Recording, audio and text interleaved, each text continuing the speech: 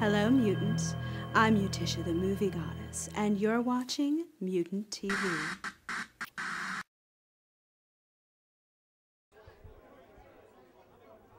Welcome back, MVP. Strebo here with you, and I'm honored to be joined once again by the originators of Horror Talk Radio, Uncle Bill, the Creepy Kentuckian, Deadpit.com. Good to see you again, guys. Good to see you. Well, good to see you again, man. We're also the ballers and shot callers of Horror Talk Radio, too. The originators. Many try to imitate, but none can duplicate.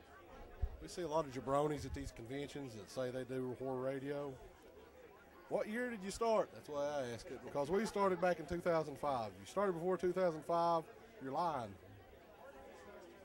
It's very true. I remember I discovered you guys in early 2006 because I was searching for Tom Savini interviews, and the May of the Dead popped up, and that was how I first discovered you. And I didn't get onto the board until probably 4 months later because freaking Beck and Runk and all this, every week they kept calling in and they're talking about, I'm like, what is this board? Who are these guys? So I went to check it out and found the Deadpit community. Next thing you know, the rest is history. But you guys definitely deserve big props for your dedication, which is something I always stick up for you for, because I'm a filmmaker myself. I know how hard it is just to make something, but to make something week in and week out, where you have a show every Friday, you have what used to be the MySpace shows is now the Midweek Obliteration on Facebook. You're continually giving fans content on YouTube, fielding all these stupid questions from ungrateful horror fans that think they're entitled to talk shit to you for some reason because you give them so much content every week and you put up with it. For that, we salute you,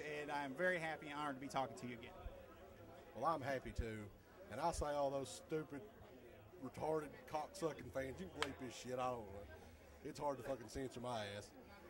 We put up with it because we love each and every one of you in your own special little way, because a lot of them are a little special, aren't they, Uncle Bill? I swear to God, though, we've been doing this show for 6 years now. Has anybody else been doing a radio show based around horror for 6 years? No. Are you going to do one? No.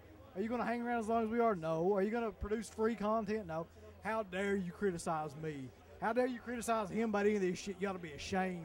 You ought to feel ashamed of yourself when you go down and you lay in bed at night. Shameful. We take it to the pay window, baby, like Dusty. But I just think it's the internet, though. You got to sort of expect that there's going to be these 13-year-old little pimple-faced morons that are constantly going to, berate whatever you do. So you got to. I think a lot of the shows don't exist now because they can't look beyond that, and they can't take the criticism. There's too many cliques now, too, man. There's you got the Rondo clique, which is the older crowd. Then you got the Bloody Disgusting clique, which is I guess the 18 to 25-ish kind of clique. And then you got people that listen to us, which is I guess the 25 to 35. It's it's just horror films, all right? We're not discriminating against any of it. Just be a fan of the genre and let that be it. You know what I mean? There's too many fucking little pockets of people that want to do all this. That I've learned to have a special, hatred for. It's the clique that loves every goddamn thing. Hey, that's me. That is you. Well, the thing is, that's what started. We wanted to start the show because a lot of the magazines at the time and stuff, and there were magazines, that's what we, Sleepy's buddy over there, Tony Timpone, his magazine back in the day. You wouldn't get honest reviews for movies, or at least, if you have a movie like the Fog remake on the cover of Fangoria, something's wrong, And they were pushing. I think they were pushing the wrong movies, and I think Chris Alexander's changed the magazine and made it a little better, and definitely. But here we are, though, Strebo. We're in. This is 2011 now. I don't know, man. It seems like it's dried up to me. I don't know what you think, but in terms of mainstream, nothing at all. Independent horror films, yeah, a little bit more. Yeah, mainstream horror stuff. I don't know what you think about it, but Insidious was pretty much it. That was the one thing that we can actually look at and be like, well, there was something that somebody was actually trying to make that was different and at least scary or something to that effect. But that's it, though. What was the other one? The next thing coming up is the Fright Night remake. There's one more you guys are skipping. What are we skipping? It is Super 8, which is mainstream horror film. Even though it's not hard R, it is a horror film, though. Yeah, I guess you're right. Well, I mean, yeah, I love Super 8, but I don't know if that's more like a sci-fi movie to me. Oh, there's going to be a brawl. I can tell by the way he's looking. There's going to be a fight about this. I love Super 8. I mean, I think a lot of people, like, on our board in particular, criticize it unjustly, like, nitpicking shit, man. I mean, like, if you look hard enough, you can find something wrong with any movie, you know. And I think you see that a lot on the internet as well. Go ahead, though, man. I know you thought Super 8 was great. I love Super 8. I can't get enough of it, and I love when a horror film can cross barriers and reach mainstream audiences. I'm getting nervous now. Slippy's watching us. But the mainstream is dried up, and I think a lot of that has to do with 2007. Grindhouse came out. Nobody supported it. It made $11 million. We had horror films every month. It was Hostel 2 one week. It was 28 Weeks Later one week. It was Rob Zombie's Halloween. It was just this string of movies that people essentially just didn't support. Now, obviously, there's some you might not like Rob Zombie's Halloween, but then there was The Mist or 28 Weeks Later. There was just this great abundance of horror films. And then 2008 started out with Diary of the Dead, but fans became jaded, and it all started to dry off. I'm happy now that there are less mainstream films because it brings the real fans out. The people that really love horror are the ones that are going to go out and support it. And when we have something like Super 8, even though it's not a hard or R like we would want to see kids get their heads ripped off. But what it is going to do is it's going to make those horror fans that are 10 and 11 and 12 years old that are going to grow up and that are going to love, and they're going to become Deadpit fans in 5, 6, 7 years. Now, Sleepy, come on, we'll give you a deal. Speaking of which, season 3 of Deadpit on the Road is available now. Don't forget about Retro Wrestling Night. This is available now, too. That wrestling good is. Woo! It's all retro, but that's how we do it at the pit.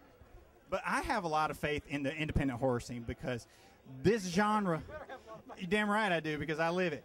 Because this genre was founded on the backs of the independent filmmakers. George Romero shot Night of the Living Dead on weekends over a year, the same way I do it. You're right, though, man. Think about it. You got Night of the Living Dead. You got Halloween as an independent film. Texas Chainsaw Massacre is an independent film. Everything that everybody remembers as being, like, iconic was an independent film. So if anybody's going to bring this back, it's going to be independent filmmakers. I mean, that's the bottom line right there. It's not going to be mainstream for sure. I remember something, Jim Van Beber said in an interview we did with him a couple of years ago. The independent filmmakers now, the difference between then and now and I'm not criticizing you guys, I mean, I'm just saying in general, that the movies now, the filmmakers, they really don't have a risk. They don't have a lot of money in most of these movies. Even the big budget independent films are still like minuscule compared to, like, for instance, like Halloween or something, Texas Chainsaw Massacre that was made back in the day independently. And I think that a lot of the times they're just making movies to make movies, to come to these conventions, to hawk some of their stuff. They really don't have a drive behind what they're doing, and a lot of stuff that I'm seeing. I agree with a lot of that.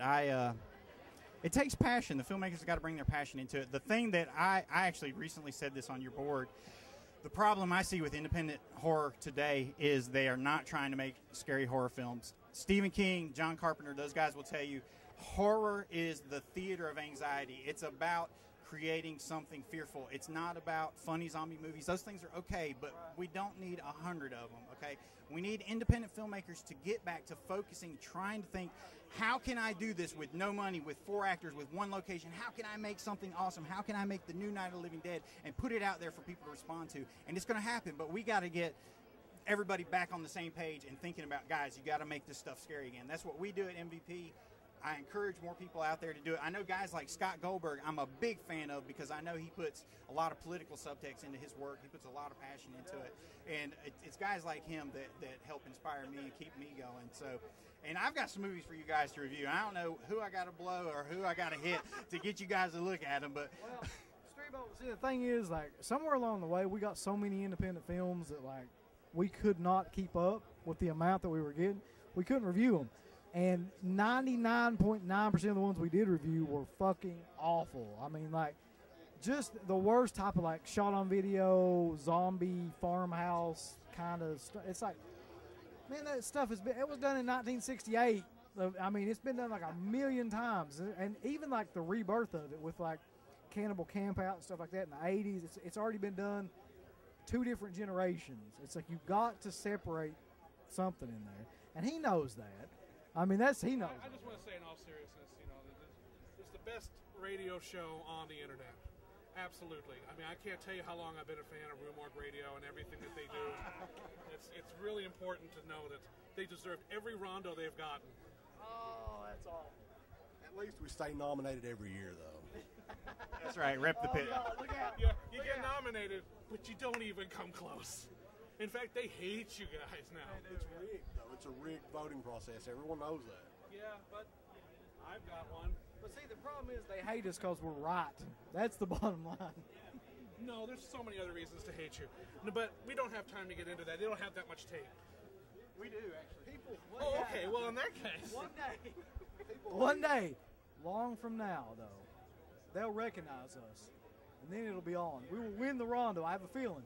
I think we'll win the monster kid thing many years ago. While we're hated so much. Yeah, posthumously. We're hated so much because we tell the goddamn truth. Because we're not over 70. I think that might be part of it. We don't kiss a director's ass just because he made a good zombie movie 30 years ago. Well, if it's any consolation to you guys, you did win the 2010 MVP Player Award for Best Horror Talk Radio Show. So I don't know if you guys ever saw the announcement, but it's actually on the website. We did win the Ballers and Shot Callers of the New Millennium Award, too. And that's all I cared about anyway. Fuck the Rondos. Yeah. You actually have to have, like, Bela Lugosi's, like, nephew on to win that award. So We got Bela Lugosi's third cousin coming up, though. We might win a Rondo after that interview. I don't know.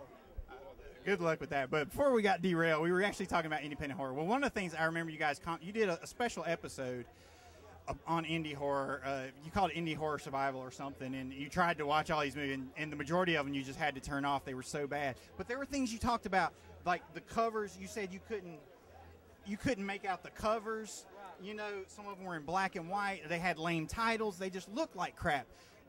This is the stuff you don't need to review. When you get that, put it down. You know, just throw it away. Well, throw it away. Is that shit was there for like a lot of that stuff was there for 3 or 4 years, and we watched it for the show. So See, it's like that's all we get though. It's like we have mountains like this, literally this high of stuff, where everything is completely indiscriminate. Like you can't tell one of them from the other one. There's like a dark cover with it might be a zombie, it might be a vampire, you don't know. And that's it. Like, that's the only thing you know about it. And it's like, no, there's nothing to grab your attention. And after a while, we don't watch that shit. We just leave it sitting there. And then that show was like, okay, what would happen if we took all these movies that we had been avoiding for like 3 or 4 years and tried to, like, sit through all of them at one time? And that's why it was really like a test of survival. it wasn't a very good idea. It didn't work out very well. No. And we do get a lot of them at these shows, at these conventions. I mean, honestly, like we get, that's probably where we get the majority of them because, I mean, I don't know if you guys realize this or not. We did have an address on the website, and we took that down simply because of those screeners that we would get. I mean, I don't want to accept something from somebody if we're not going to be able to review it, you know. I mean, save them the money and they can send their screener to some other website or something. I mean, I think it's like at this point we got to have a policy or something where we don't accept independent horror films. I hate to say that, but shit. Well, guys, you cannot give up on independent horror films. That's why I did that Scribo's response to Deadpit about CK's comment that independent horror sucks. Because, like we said at the beginning of this, independent horror, it's what this genre was founded on. It's where the next thing is going to come from. Like Blair Witch Project, you know, came out, changed everything. Something is going to come along that's going to surprise people. I want to put out a call to action to independent horror films. Guys, I know you're having fun making these zombie comedies, you know, putting your friends in it. You have these wacky ideas. These are not the movies you're going to be remembered for, okay? You need to step back. You need to pare it down. Get to your basics. You need 4 actors. You need 1 location. You need to make it fucking scary.